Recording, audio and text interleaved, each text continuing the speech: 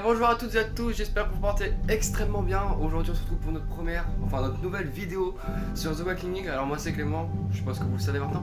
Donc aujourd'hui au programme on va parler du dernier épisode de The Walking Dead, donc l'épisode de la reprise, l'épisode 9 de la saison 7, partie B. Donc on parlera de ça aujourd'hui et on va parler pendant un court instant d'un film, je suppose, Tu ne tueras point. Donc je vais vous donner un peu mon avis, donc il est sorti hier un bail, franchement il est vraiment sorti il y a un sacré moment. Mais je voulais j'avais une grosse envie de vous en parler parce que franchement c'est un film coup de cœur. J'ai longtemps regardé des films de guerre, enfin des films de guerre récents, j'ai pas tout regardé, il doit y en avoir des milliers.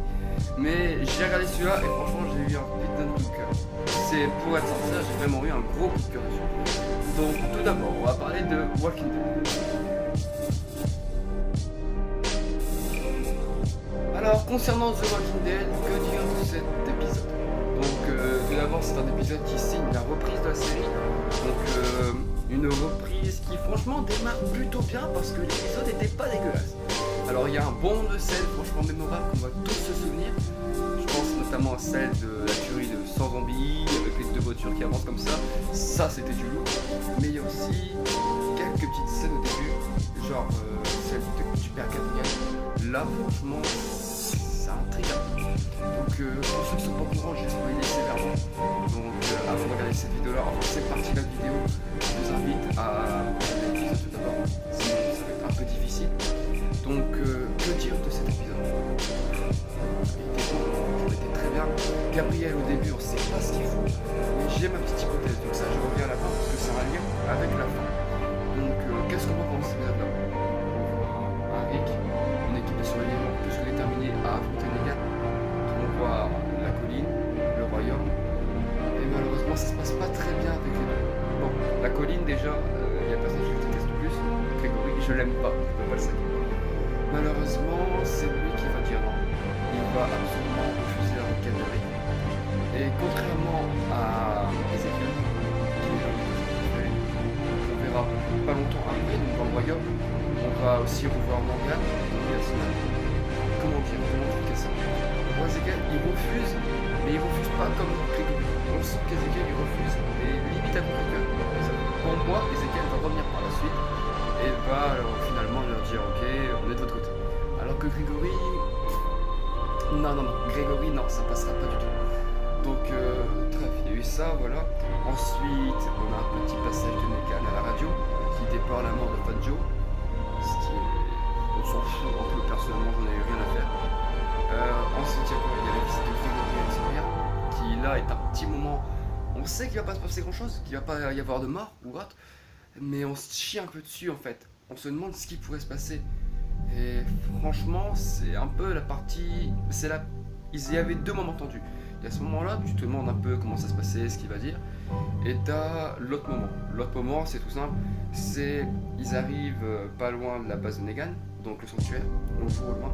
Et il y a les voitures. Il y a une lampe de voiture comme ça. Et au milieu, il y a un fil de fer rempli d'explosifs. Et derrière, il y a une centaine de zombies qui arrivent.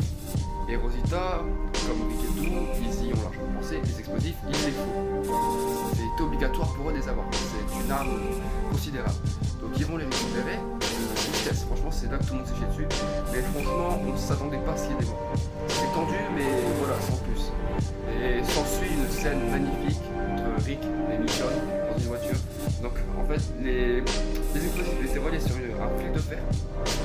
Et là, on voit que les deux voitures qui tenaient les fils de fer, donc il y a Rick qui se met dans une voiture, Michonne se met dans une autre voiture, et là, c'est le massacre.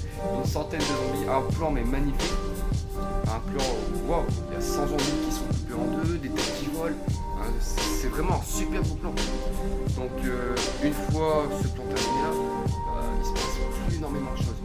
Donc on va revenir à la dernière chose sur Walking Dead, c'est le passage de Père Gabriel. Bon, donc à la fin, il y a Rick où ils sont encerclés par une horde de jeunes. Certains pensent que ce serait les enfants de poubelle. Je ne connais pas tout, je sais pas c'est quoi, je sais pas vous dire. Je suis que très peu avancé dans le livre. J'ai lu jusqu'au 9, je sais ce qui se passe jusqu'au 9 en comics. Après j'ai quelques notions de ce qui se passe par la suite. Ça, tout ça, ça s'appelle, shooter, tout ça je sais. Mais il y a eux, à la fin. Rick regarde quelqu'un en souriant. qu'est-ce qu'il pouvait regarder en souriant. C'est ça qui me fait un peu m'interroger. Et au début, on voit que Gabriel, donc il embarque les armes, le peu d'armes qu'il leur restait, toutes les ressources sans exception. Ce qui a failli d'ailleurs peut-être avec quelqu'un, on ne sait jamais, par rapport à son père, ça aurait pu coûter le total, c'était très dangereux. C'est dans une voiture, c'est dans une voiture, et là, il y a un plan, de la voiture de derrière, malgré le fait que quand je n'y avait pas une voiture d'activité, on voit clairement quelqu'un se redresser à droite sur le siège de la voiture. Donc, c'est une certitude, le père Gabriel n'était pas seul. Et bien sûr, dans sa petite Bible, il aura laissé quelques informations. Il parlait d'un bateau et tout. Donc, à mon avis, le père Gabriel, il aurait pris tout ça, les ressources, les armes, comme une monnaie d'échange envers les enfants qu'on voit à la fin, les jeunes qu'on voit à la fin. Et c'est lui qui a volontairement conduit Rick jusque-là, jusqu'aux enfants. Et c'est à ce moment-là que Rick sourit. Il voit Gabriel. Ils étaient quasiment tous sûrs dans la communauté que Gabriel avait fait le lâche, il était parti. Mais Rick, non, il n'y croyait pas. Donc il aurait peut-être eu raison, et c'est pour ça qu'il sourirait à la fin.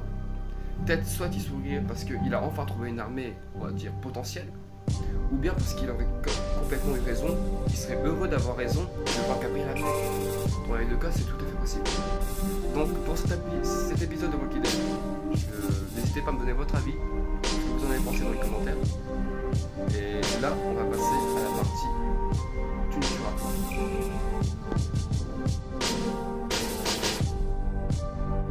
Alors, parlons de Tu ne tueras pas. Tu ne tueras pas. C'est un film réalisé par Mel Gibson, donc un film tiré d'une histoire vraie, avec comme personnage principal Andrew Garfield. Donc, connu pour son rôle dans Amazing Spider-Man 1 et 2. Donc, déjà, c'est un acteur que je surkiffe, qui va jouer dans à mon avis est aussi un très très bon film. Je vous devais d'abord parler de la beauté de ce film. C'est un film réalisé à partir d'une histoire vraie, réalisé à partir de témoignages, et franchement c'est bluffant. C'est bluffant tout simplement. Je vais pas vous mentir, je l'ai vu, je m'attendais juste à un film avec une belle histoire. Une histoire et 30 minutes sur le champ de bataille. Et finalement pas du tout. Alors là, j'ai commencé peut-être à spoiler, si vous n'avez pas vu le film, même si ça fait un bail qu'ils ont fait quelques mois, je vous invite à aller le voir avant de regarder cette partie de la vidéo. Je ne vous force pas à rester ici, partez si vous n'avez pas vu le film, partez, regardez et revenez après me donner votre avis. Alors on va spoiler. Le film démarre dans 30 minutes, on va dire que pendant ces 30 premières minutes, ils expliquent c'est un peu tout ça, tout gentil, tout qui refuse de prendre les armes. Très facilement, ils mettent en place un truc très simple. Il n'y a rien eu de si simple. Après les 30 prochaines minutes, on va dire, je fais vraiment des approximations. Des fois longtemps, après c'est son intégration. L'intégration, pas porter une mission. C'est fou. T'as mal au cœur. C'est vraiment puissant. Il y a des moments puissants. Et tu te dis, mais vas-y, arrête-toi, abandonne. Et non, le gars il continue. Malgré tout ce qui se sera pris dans la gueule, pour être sincère, il va continuer. Et c'est ça qui fait la beauté de ce film. Le gars, malgré tout ce qui se prend dans la gueule, il continue.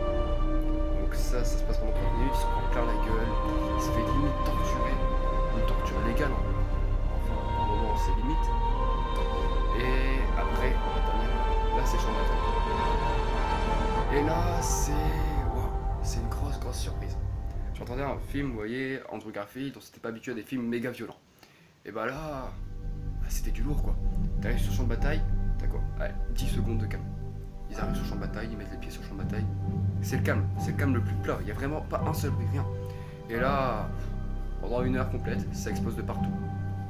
T'as des intestins qui volent, t'as des têtes découpées, des membres arrachés, c'est un truc de fou. C'est d'une violence, mais d'une violence extrêmement réaliste en fait.